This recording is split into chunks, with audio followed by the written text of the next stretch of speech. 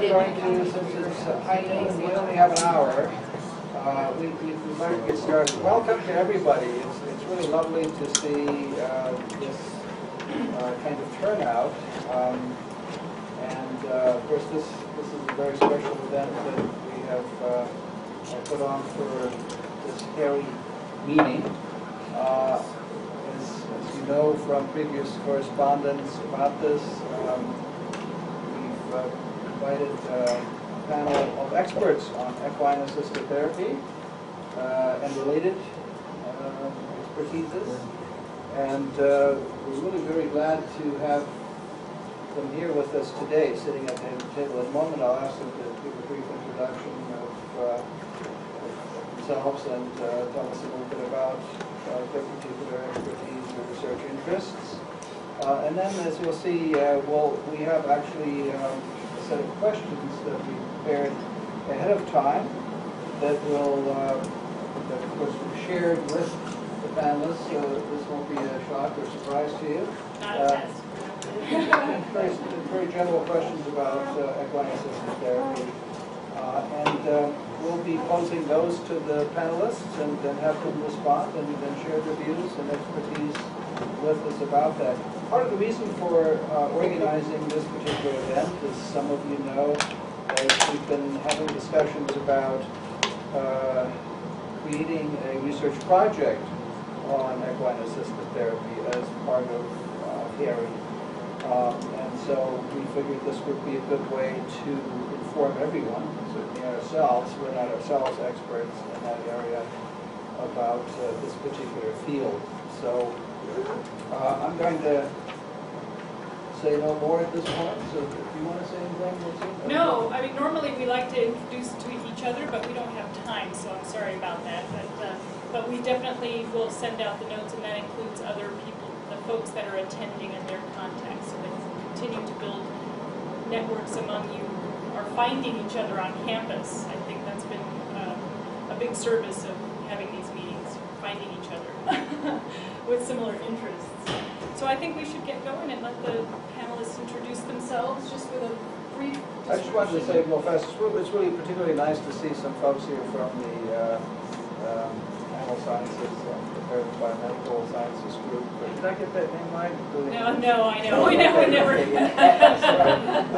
Including some of you might know Dr. Andre Wright, who's the new head of that unit. But maybe if you tell us what the actual right title is, I'll just scribble it out. Animal and Comparative Biomedical Sciences. Okay, so almost there. ACBS. Yes. Thank you very much. No worries. It's a pleasure to see all of you joining us. Does that include humans? I think we have research. Couldn't we have just a moment to just hear everyone's name and what department they're from? Okay, or what if you'd like that, I'd love to certainly do do that. that. Yeah, You bet. We can Yeah, have we that many of normally us. do that. It Yeah, I'd does love feel to. better. If we just take a couple of seconds to do that, why don't you just, well, Natsine? Yeah, you start. Okay, Natsine Steckless. I'm a primatologist and interested in human-animal interaction with respect to, well, lots of things, but also how it shapes our psychology as well as how it shapes that of the animal, non-human. And Natsine is co-chair of HAIRI. I'm Peter Steckless, the other half, the other co-chair of HAIRI. I'm also a primatologist, but also a professor at Gray South and teach in psychology and occasionally in anthropology as well, but a primatologist. Yes. That's it. Thank you. Richard Wall, a pediatrician, also medicine, also have appointments in psychiatry and in primary studies. Interested in human and other ones interaction. Hi, I'm Bonnie Fontaine. I'm the new program coordinator for the Vice President of the Dean's Office for the Veterinary Medical Surgery Program. Dinner with you, Shane's house. And I'm really glad to be on board and to build the links. I used to work with equine-assisted therapy as the veterinarian for a program. And I also know connections within Saskatchewan and other places that are already doing research on it. I'm Noble Jackson. I'm a veterinarian. I'm working with the Veterinary Medical and Surgical Program. I'm in charge of distributive education. kind of a horseman. I am Wendy Davis with ACBS, and my area of interest is animal science and the equine side. Andre Wright, Director of ACBS, also Director of One Health. I'm a gastrointestinal microbiologist, so I'm interested in looking at using bacteria or other microbial groups as biomarkers for colorectal health. I'm Sky. I'm a neuroscience undergraduate. I'm currently a research assistant for HAIRI, and I'm interested in canine cognition and psychology. I'm Jim King, I'm also a primatologist. I'm from psychology. Emily? I'm distracted. I'm Leslie Corey, Raven researcher, PhD student, major in general psychology, minor in astrobiology. I'm Emily Walsh. I'm a veterinary science student and pursuing a minor in philosophy. I'm currently helping the HAIRI program with their website development and their new horse autism study. And I'm hoping to go to veterinary school and pursue an interest in human-animal interaction. Hi, I'm Martin. I'm a medical graduate from Germany, and I just did a rotation with Dr. Wall the last 5 weeks. And we discussed about the HAIRI program, and I thought it would be a good idea to go here to maybe gather some more information about opportunities in volunteering before I start my application this summer, also for pediatrics at the U of A. I'm Stacy Teacott. I'm a professor in the School of Anthropology. I am also a primatologist and have an endocrinology lab, so I'm interested in hormones, but also microbiome in non-human primates and other species. You guys need to talk. Yeah, I would love to. I've done some work already. Oh, really? Yeah. Yeah, that's tough. I'm Lizzie Eady. I'm a lecturer in anthropology here, and I'm also a primatologist, and I work in Dr. Teacott's lab, Daisy's lab.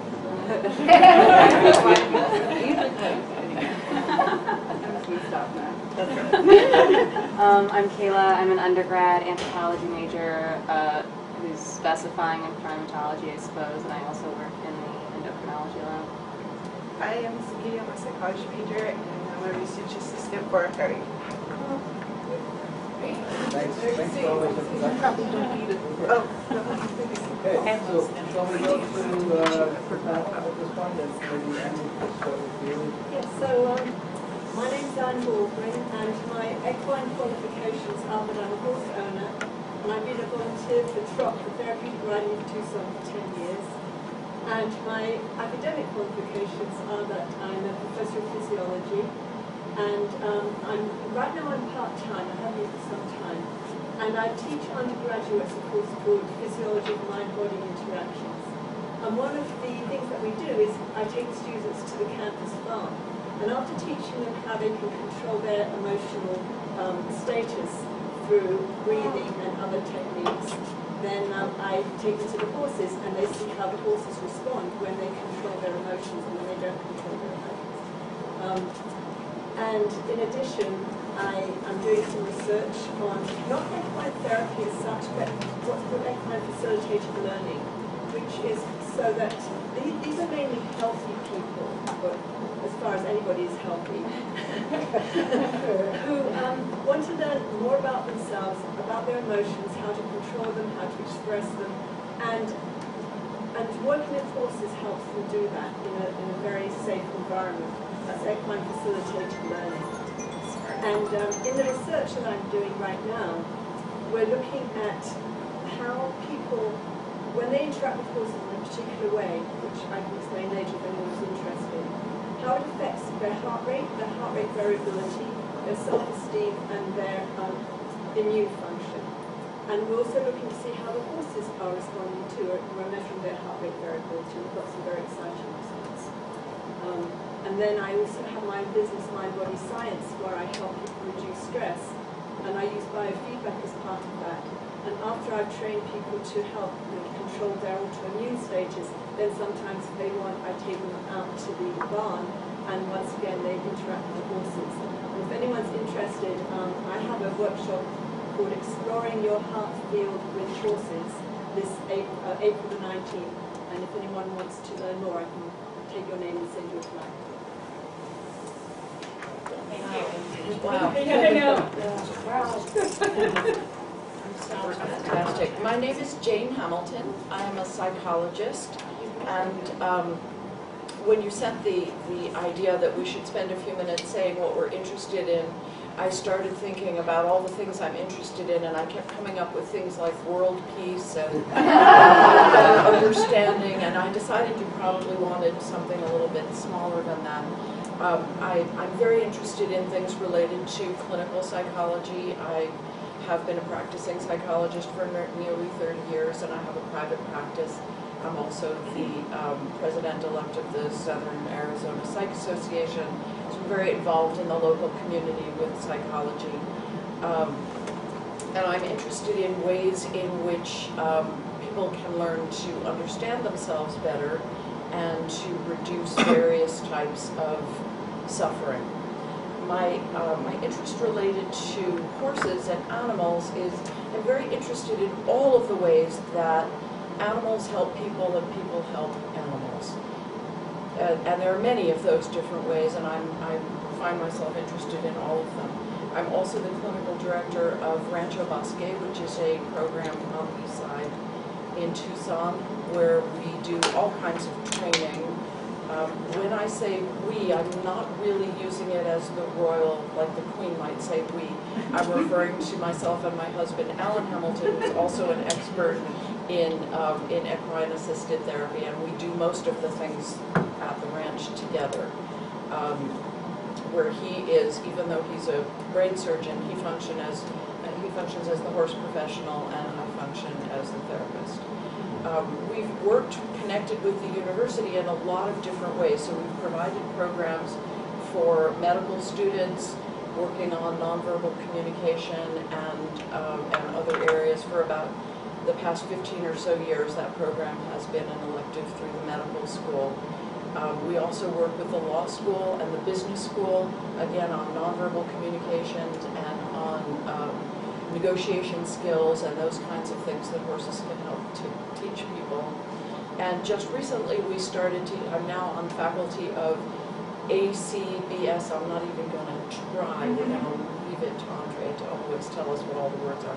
But I'm now on the faculty there, and we taught the first class in equine assisted therapy. Sky was one of our students this past fall, and it will be offered again this coming fall. It's open across the campus, so even though it is held sort of through the ag school. Oh, it looks like that seat disconnected. Sorry, guys. Okay, great. We're just hearing an introduction by the panelists, so go ahead and listen in. Okay. Yes. So where was, the class is open to across campus, so we're hoping that there will be students from education, counseling, animal sciences, whoever might be interested in learning. It's an introduction to equine assisted therapy and learning. I also wanted to tell you that we've started consulting with a brand new project that is being run through Columbia University, and it's meant to look at the effectiveness of equine assisted therapy with PTSD. And this is going to be quite a large study. It's got quite a bit of funding and interest, and we've developed an 8-week program for them, and we're providing ongoing consultation. I find myself unaccustomedly at a loss for words. It'll come to you, I'm sure. I'm Nancy Coyne. I'm a psychiatrist, and my only affiliation with the university is that I used to work in CAPS. And what I want to know, Jane, is how did you get them to let you bring horses on campus? There are horses at the ag school, right? Oh. So it was just CAPS. Wouldn't let you bring horses. No, they wouldn't let you bring horses. They said that wasn't part of their... Hopefully we will. You should finish your introduction. So I've been a psychiatrist for longer than I care to admit. And I'm mostly in private practice, mostly in Maine until I came here 10 years ago. And since I came here because I was interested, I was doing equine facilitated psychotherapy in Maine. And somebody said you should go to Tucson, and that's where it started. So I came to Tucson, and that's how I ended up here. I live on a... I'll take care of that. The machines are talking to us. Maybe they can't hear us. I live and work on a little farm in Sonora with my, also not the royal we, with my partner Shelley Rosenberg, who is by far the horsier of the two of us. And we do intensive therapy workshops for basically 5 to 10-day workshops. People come from all over the place. We do them in Sonora. We also do them in Costa Rica most recently, and Europe and other places. And my interest is really in healing, mostly from trauma, because I don't know anybody who's managed to avoid it. And the horses are enormously helpful. I mean, people at cats used to say, "What do you need horses for?" And I didn't really know how to answer them, except I can't remember how I ever worked without horses. And mostly, the horses reconnect us quickly to what matters. They don't lie and they don't bullshit. So, in the interest of truth and time, that's why I like to work with horses. Thank you. So we have the pleasure of... Sorry. No, No, it's that's perfect okay. timing. We were just going around our parallel doing introductions, so you're... So you just slipped right in. I guess I did. So Michelle, we just asked each of the panelists to give a brief introduction to starting with the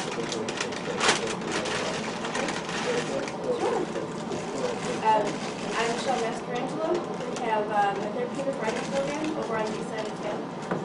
We've been in existence kind of a short amount of time in comparison to a lot of other people, but we've been around for the capacity we are now for about 2 years. We work primarily with children with autism. We also work with a local behavioral health agency working with the active military who are currently in a residential placement based on experience that they've had in service.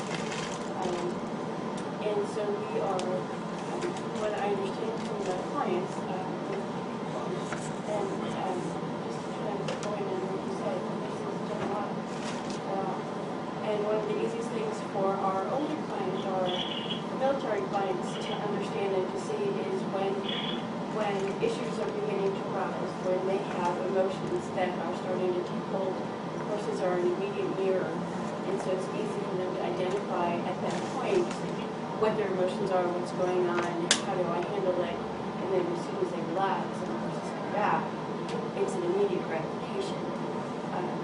Much different from what they tell me than a clinical sit-down kind of cognitive behavioral piece. The kids that we work with autism are so incredible.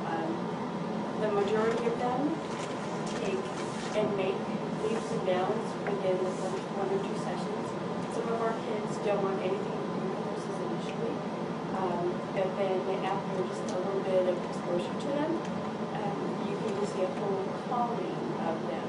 Once they get on the horse, they're almost a different child. They listen better, they communicate better, most horses are nonverbal.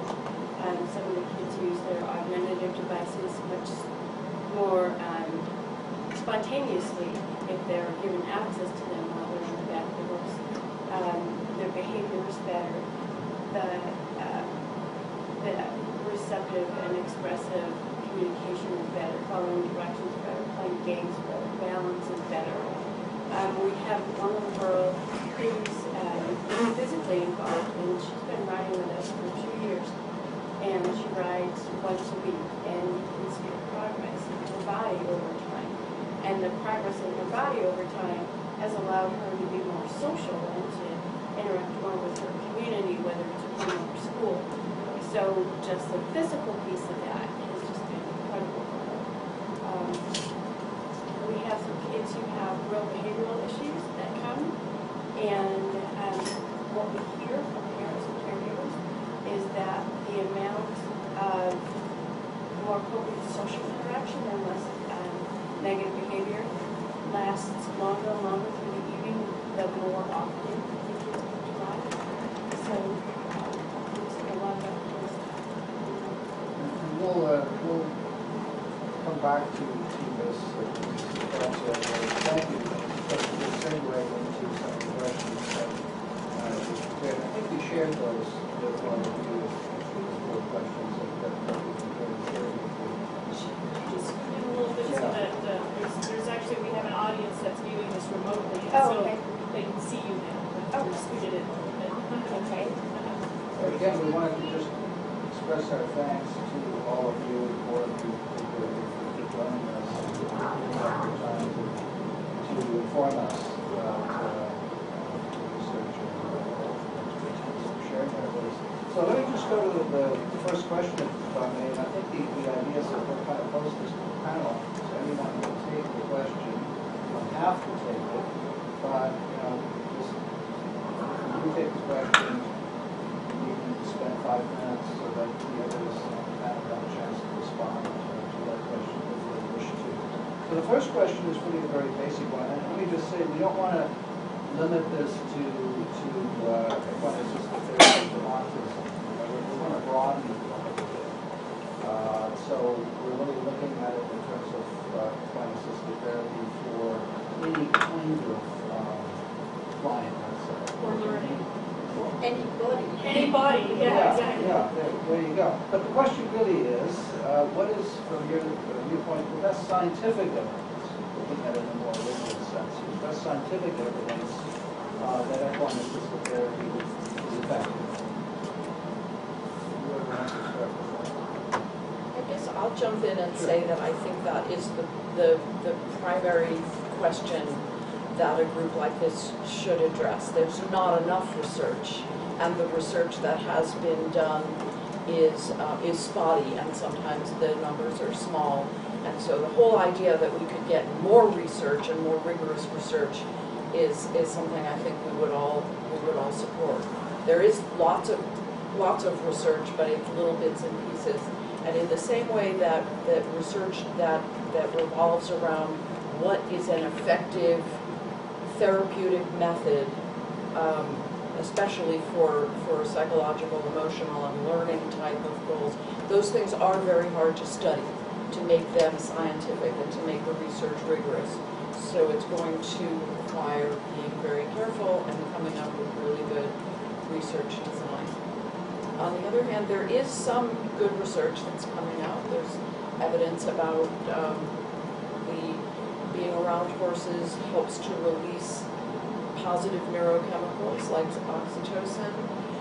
There's evidence that, there's a recent study that just came out this fall about a group of kids who did a 12-week riding program and compared with another group that just kind of was on the waiting list, and the cortisol levels were quite a bit reduced. There are some other studies about reduction in violent behavior. What else? Well, the study that I'm doing right now, it's on people who are older, 55 and over, and so they're basically healthy, but they've shown benefits from a particular interaction that we do with the horses, which is kind of tuning into feeling their energy field. They learn about energy fields, they learn how to feel their own, and they learn how to feel the horses. And with these older people, we found that the interaction caused their heart rate variability to go up, which is a good sign. That's how the heart rate changes in time. And if that's high, it means your sympathetic and parasympathetic components of the autonomic nervous system are talking to each other and interacting. You don't have one dominating over the other. So that's a good thing. The other thing that happened was their self-esteem went up significantly. So those are two good signs. And I think it's very important to get hard data. So, for example, if we take autism, I I know that a lot of autistic people find it difficult to interpret facial expressions and what they mean and what other people are feeling. And I was wondering why is equine assisted therapy, equine assisted learning so good for people with autism. And I thought it's because for horses they don't have these very subtle facial expressions like humans do. They have big expressions. They turn away from you. They turn towards you. They put their ears towards you. It's so easy, much more easy to understand how they're reacting to you and how they're responding. So I think it might be interesting to, there's a test called Reading the Mind Through the Eyes by Dr. Simon Baron-Cohen. And it would be fascinating to do a before and after a horse interaction with autistic children or other people to see if they do the test better. It all relies on how well they can look at eyes and know what people are thinking. And they do it better after they've been with horses. I mean to say that that's a really interesting point, because one of the things that we've often wondered about is whether the beneficial effects of assisted therapy, equine-assisted therapy, for autistic kids, let's say, transfers to the human sphere, to human interaction. Yeah. Does it actually manifest itself So that would be a good test. They may be better, but maybe they're not better in social interactions with people. So that's a good. Is there any research that shows that there's a correlating change in horses' biochemistry, physiological chemistry, like horse cortisol levels, or? Yeah, I think in some of the heart math studies, I think there have been. No, not in the horse. They don't measure the horse cortisol. They measure the horse heart rate variability. In fact, I was involved in some of those studies. So heart rate variability is a very non-invasive measure, easy to measure in horses. And we've done that, and we've found that it gives you information about whether a particular horse is good for that kind of work. And we think it's very useful, just that one simple measure. Of course, we get more information by taking cortisol levels, etc. But then that is more invasive. You can collect fecal samples. Okay. We measure fecal cortisol all the time. Or saliva. Or saliva, yeah. Right, I do think there was a study done, probably not a large enough subject pool, but I think there was a study done in which they compared the cortisol levels pre and post, and it had reduced in both the human and the animal. We also have a question from the participants. Casey, did you have a question?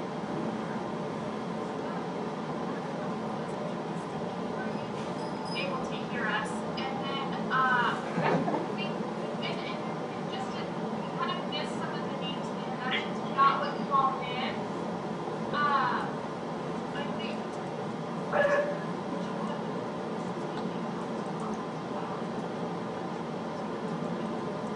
So the first question was about best research. Did you catch the question? Best research evidence for the efficacy of equine-assisted therapy or learning. And so that's what the panelists are discussing right now. Yeah, and I'm wondering, I'm sorry, this is Tarisha from the Coffee, and I am wondering if you could repeat the question just because I had a dog bark. I think it's dog barking, but I missed the question. Well, you just repeated it. Yeah, that was the question. It was what is the current evidence for efficacy of equine-assisted therapy? And so people were kind of just. So do either you want to respond to that, or again, no necessity, but you want to add something to it, otherwise we'll go to the next question. And I think we totally agree. I mean, this is one of the reasons why we started HAIRI, and it's one of our core values is scientific rigor. Not to the point of rigor mortis. But yes. And that's why, getting folks together that are interested in looking at the evidence that's out there, but then also improving on the methodology for testing these notions, that is really the phase of this discipline now. It's now a discipline, which is a good thing, right? Recognized as an area worthy of research. And so that's an exciting new phase too, but certainly improving on the methods for testing the effects.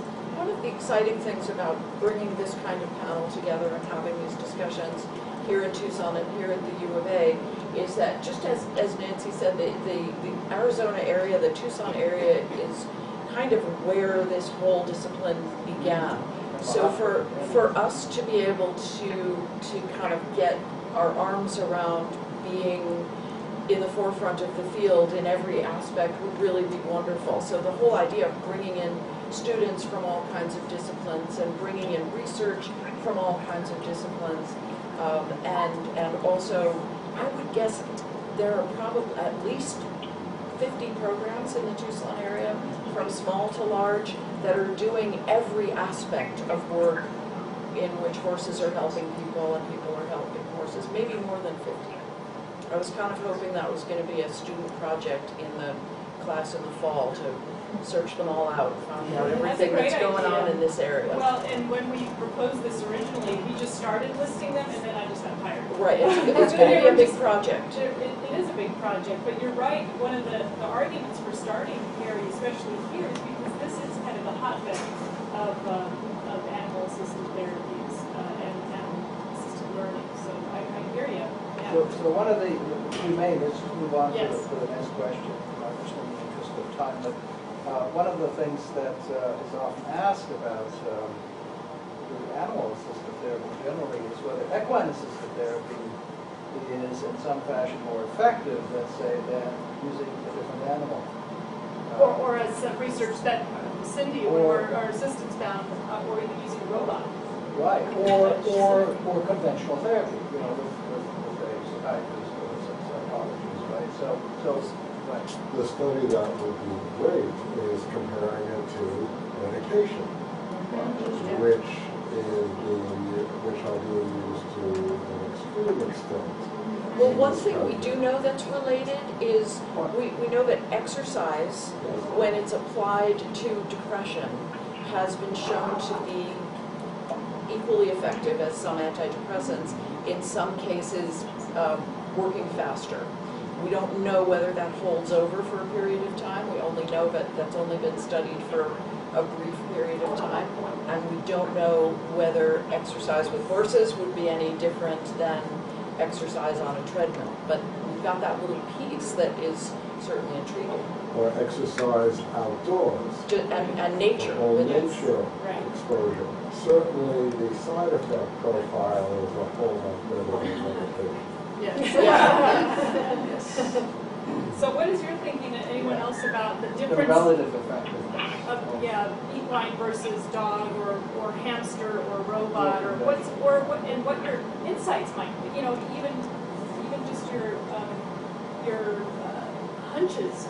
That's often the place to start. So we use dogs, I shouldn't say use, our dogs are also co-therapists since they're there and they interact whether we like it or not. And so we have some sense of what happens with dogs is for the same client, different than what happens with the horses. And I don't know exactly what it is, except I think one piece of it has to do with two things. One is that horses are big, and they aren't so eager to please as dogs. So they require us to win their trust and respect in a way that dogs are much more unconditionally loving. At least ours are. That's the other thing, that the effects, therefore, are different. In the same client. The same client. For example. One less and one more? No, not less and more, different. Okay.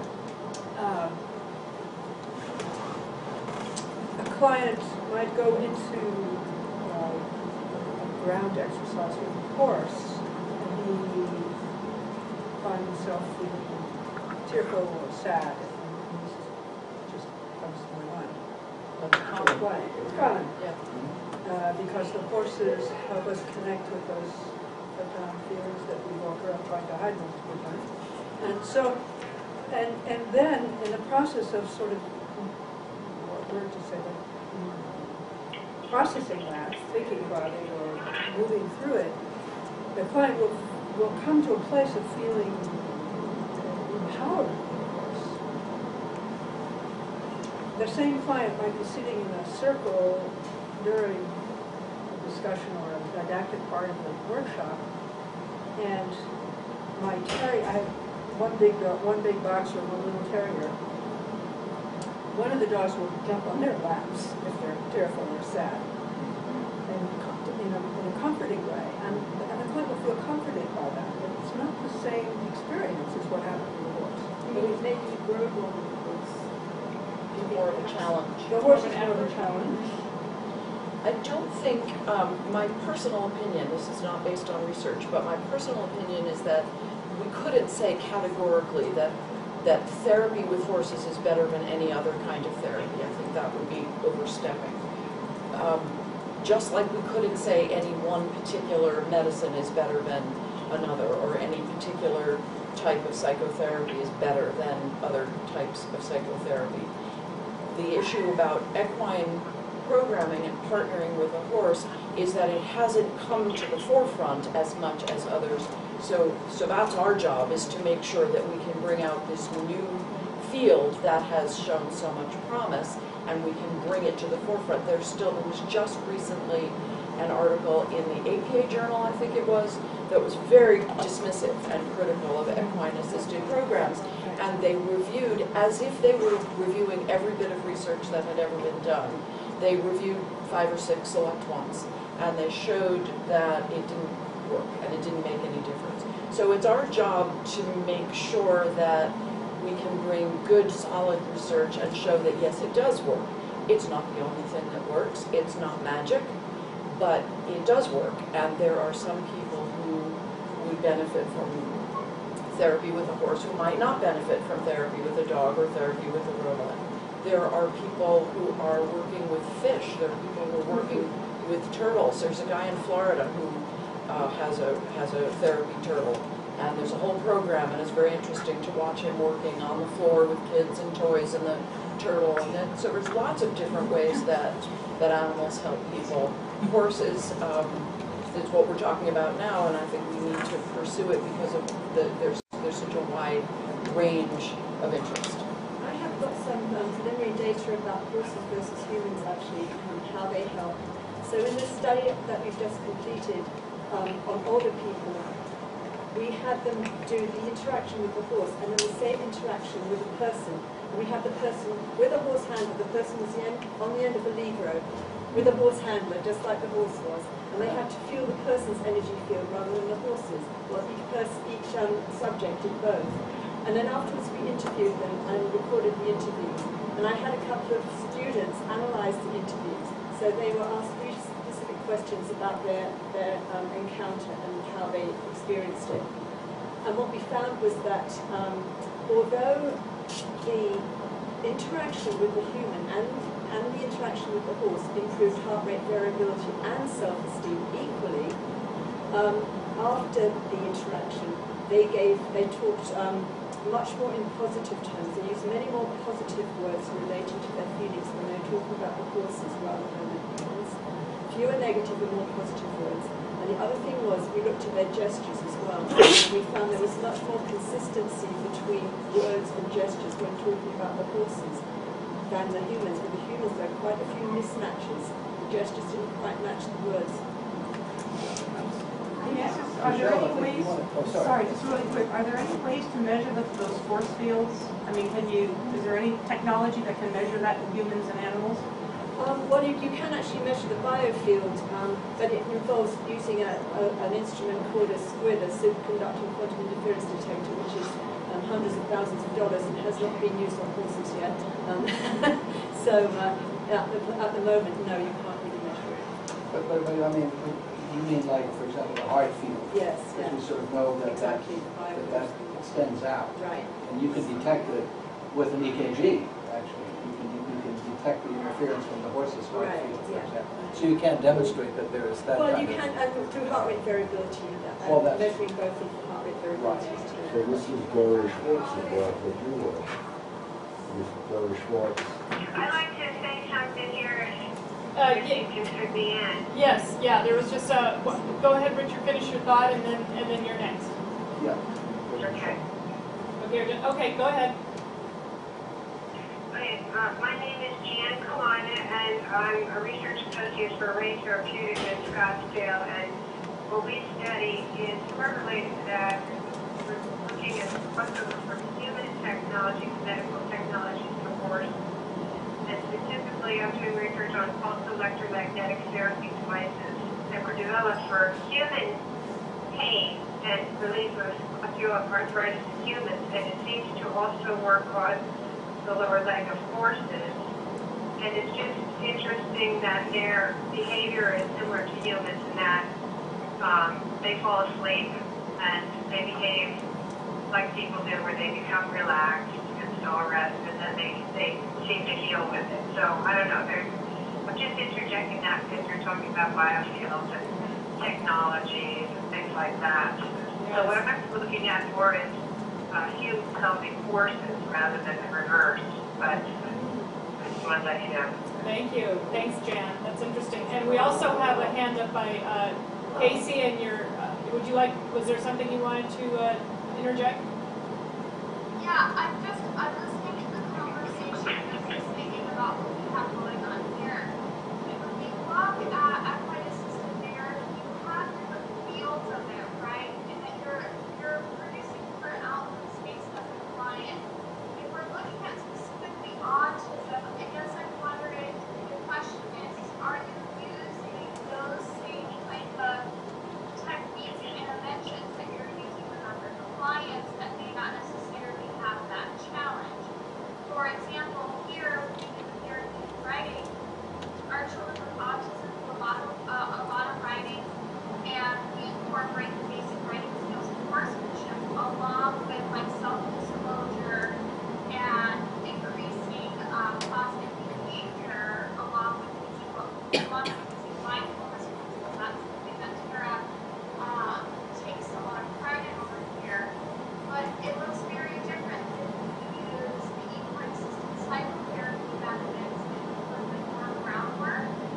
And though we're still incorporating the same principles and doing for therapy, looks different. The outcomes are looking a little bit different, but because you have more able-bodied, quote-unquote, typical functioning opposed to children with autism that are very different functioning. So I think when we're looking at that, that needs to be a distinction between like where these outcomes are coming from, which are like easier from, that's look very different, specifically with that autism. Yeah, so I guess you're speaking to just making sure that the methods are, when we're talking about, is one more effective than the other? Is equine versus dog more effective? That yes, and it's hard to compare because you do different exercises and activities with them. So I think that's kind of your point. And riding versus groundwork. I think she's specifically. Yes, yeah, but I know Michelle, Casey, I think Michelle wants to interject something. Hold on.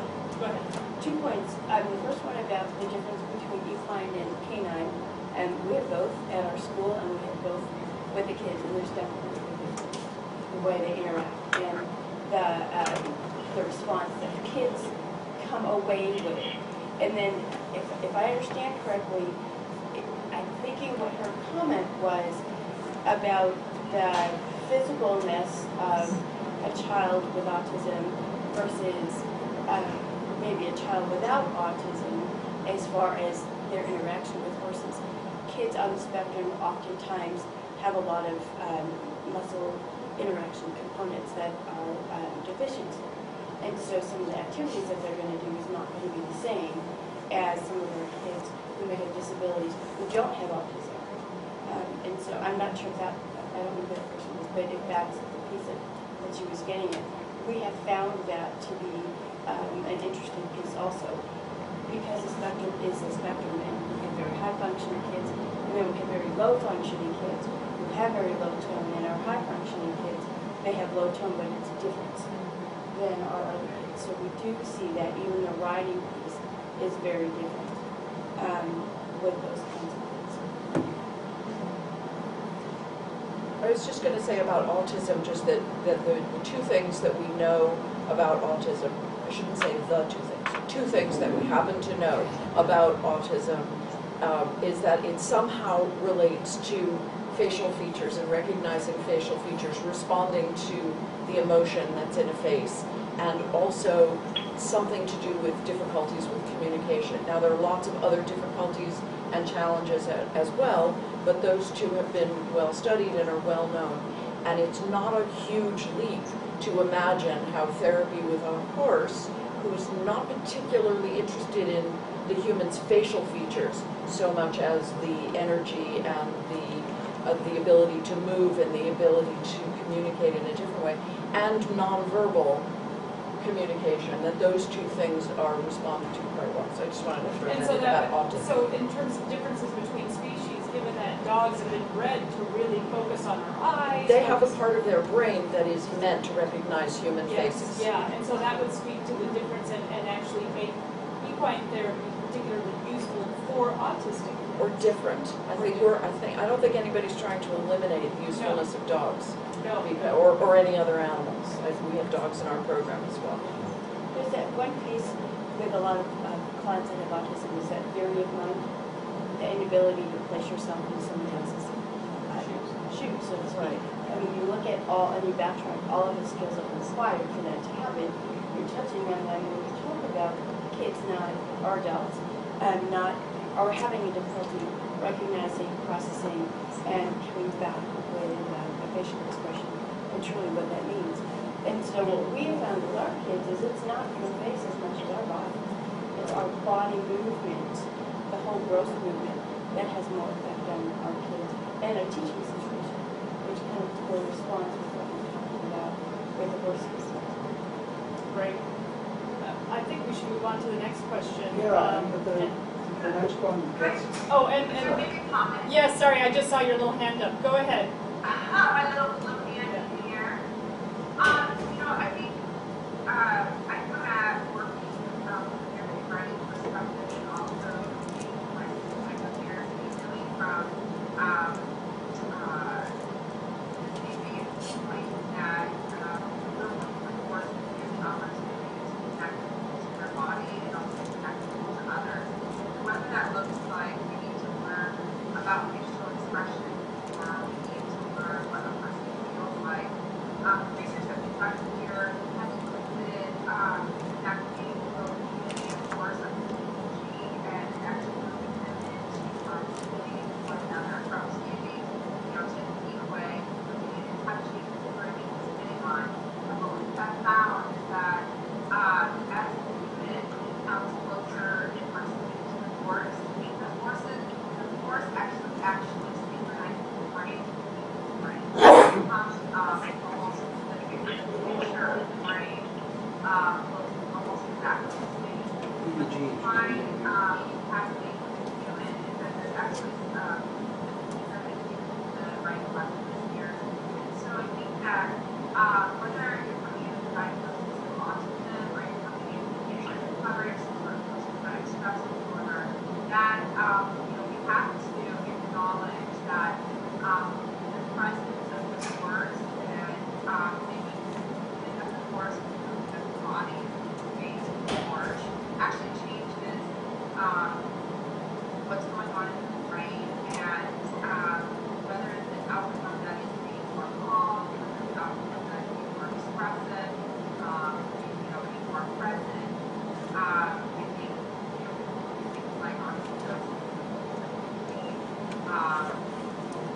look at being recognized facial expression, power of force somewhere, their ability to adapt to what the client needs, modify what's internally happening with them to best meet the client where they're at. So are you saying that the human participant locks on to the animal's pattern or vice versa? Or vice versa. The horse locks onto the human? Yeah. How'd she measure that? Yeah, you measured that through... Can you give us that publication? Can you give us that citation after this meeting somehow?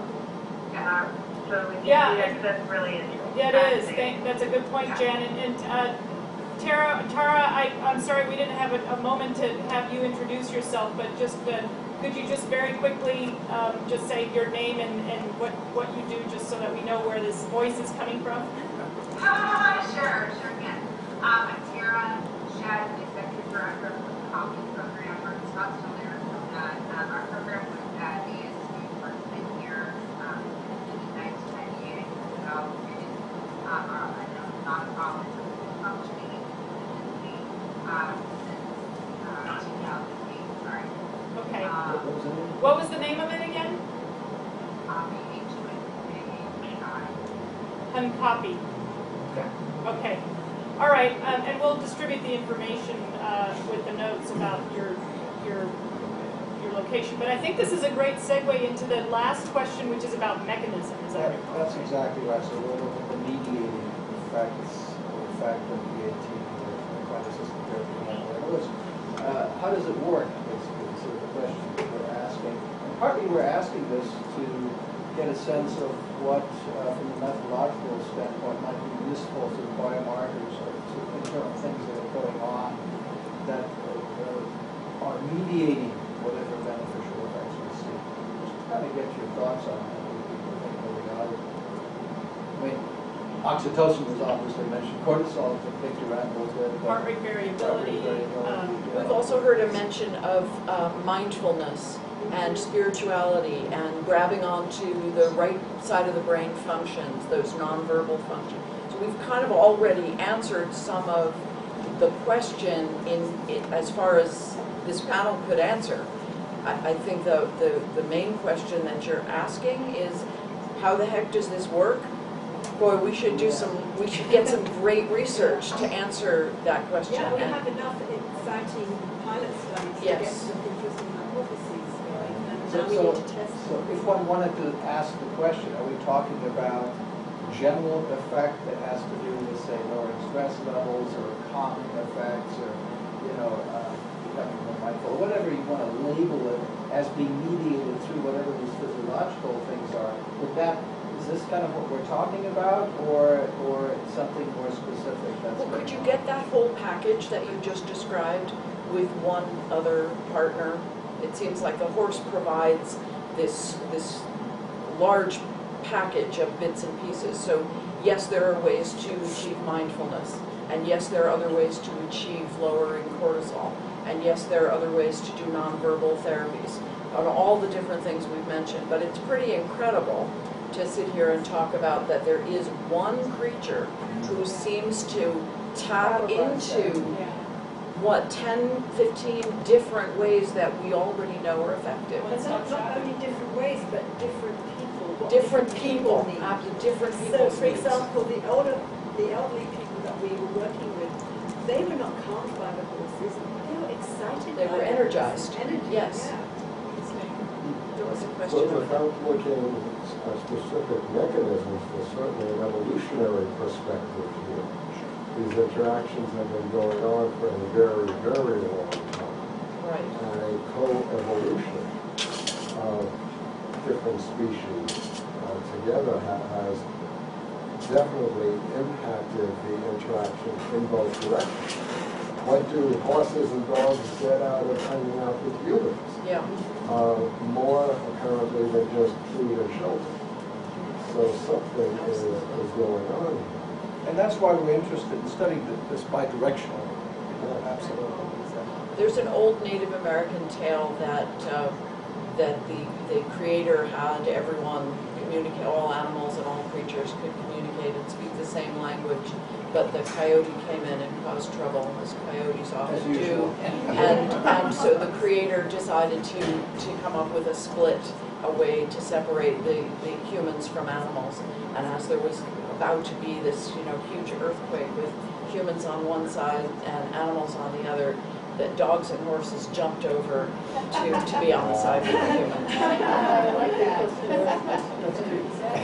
And also, I wanted to raise something that you both brought up, that not every horse is the same, and not every human is the same. And part of this research needs to take into account the variability. Actually, I have this is the same study that I've been talking about. We've got some really exciting results about the different horses. So we just used 4 horses, but what we found was that the different horses had different effects on people. So one horse was the IgA horse, cell-free immunoglobulin A, Because with that horse, the more often that horse looked at the person, the more their IgA went up. And IgA is a protective antibody that lines the gut and the intestine. And then we have the self-esteem horse. That horse, the more that horse looked at people, the more their self-esteem went up. So But the IgA IgA correlation you're talking about. yeah, we did a correlation. The IgA horse didn't affect their self-esteem, and the self-esteem horse didn't affect the IgA. Interesting. And you know, and then along those lines, you know, some of the research we're doing with Jim here as our collaborator is looking at individual differences in humans and their attitudes and values towards animals, and we're finding that, you know, this is not a surprise to anyone in this room, but there's often this notion, this mistaken notion, that how you treat animals is indicative of how you treat humans and vice versa. And so we're testing that by giving personality inventories along with questions that have to do with animals. And if it's true that if you're agreeable with humans and you're agreeable with animals, then they should just all map onto each other. They should, you know, but they don't. They are completely separate. There's no correlation. There's separate factors that we're calling animality rather than personality.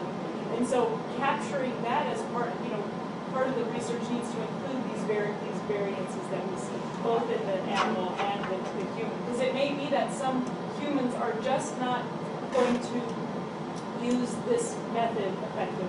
You know, it's not going to be as effective on them than other tests do. So what you're saying there is that there's something that makes individual beings of any species connect or not, and you're trying to measure that, and you're finding that it's complicated. As it usually is. That's why your models get more and more complicated. But that's okay. But it is almost 1 o'clock. We want to make sure that we always end on time. I know we could keep talking on forever, but it is a lunchtime activity. So are there any closing remarks that you would like to make and that the participants and the audience would like to make? Let's start with the panelists. Yeah. Well, I just wanted to mention that one of the things I think the horses do, and those too, all animals do, but certainly the horses do brilliantly, the package, is reconnect us with our body sensations. Becoming more aware of that. Especially us academic types. We live in our heads entirely. Yeah, right. That's interesting. And there's a big benefit to doing that? An academic would ask. There are a lot of learning studies that learning something with the body is remembered longer. Studies with children who've been asked to learn while they're walking or learn while they're moving, so we can extrapolate from that as well. I think horses are in the present moment the whole time. They're not to look around all the time to see what's going on, looking for predators, looking for danger. And humans, on the other hand, they're hardly ever in the present moment. They're thinking about what's happening next week and what happened last week, but they're very rarely in the present moment. And I think horses force you to be in the present moment. I know riding horses, if you're not in the present moment, forget it.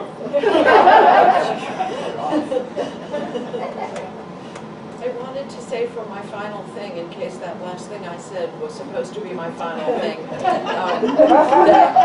that this is my final thing, that I would really, really encourage, with such a multidisciplinary group here, I would really encourage the idea of sending people to take the EAT class, to take Anne's classes, to get the kinds of things that we've already got going here on the university to kind of come together and and bring all these great minds and these great ideas together, because these classes are already happening and they're already available for our own students. Thank you. And what I'll do afterwards is get together with you and maybe create a little flyer that we can send to the student listservs to tell them about, Wendy, this is probably what you do already, but get together to really promote that. Yeah. Go ahead. Any other final comments? No, you go ahead.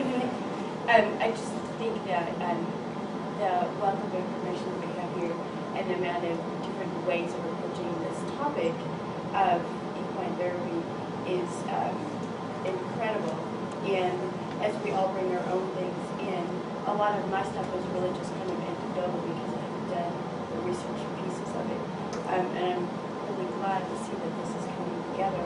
And from an educational school point of view versus collegiate education point of view, I would really like to see more of this empirical science kinds of stuff be done so that we can use it where it most needs to happen, and that's with our young kids, so that as they become older, they have more positive effects. And as a society, we all gain from that.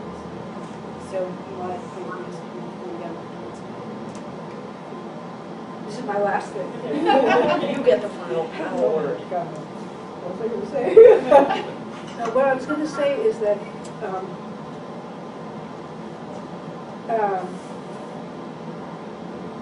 we don't want to leave the horse sense out of the research.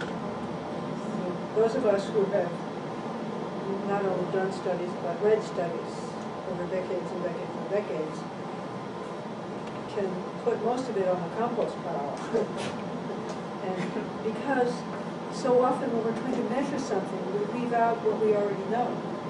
For example, we know which horses are responding well to which people because they tell us very clearly.